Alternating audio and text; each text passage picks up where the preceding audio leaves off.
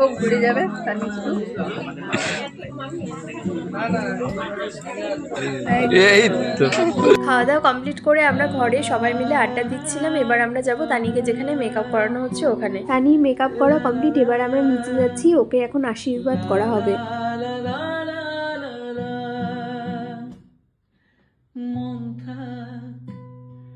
এই দেখো বড়দি এখন একটু ঢং করে আশীর্বাদ করছে ওদের। সবাই মিলে প্রচুর মজা করলাম এই কয়েকদিন ধরে।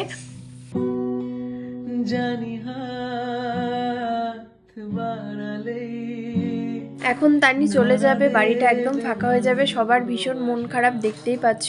কান্নাকাটির সময় আমি এসব থেকে দূরে থাকারই চেষ্টা করি, কারণ একদমই ভালো লাগে না এসব দেখতে।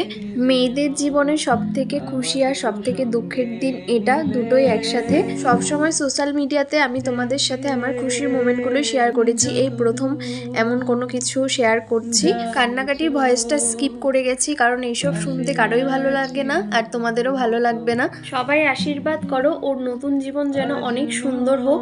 এই ছিল আজকের একটা ছোট্ট ব্লগ, আশা করি তোমাদের ভালো লাগবে। দেখা হবে অন্য কোনো নতুন ব্লগে। সবাই ভালো থেকো, সুস্থ থেকো, টাটা।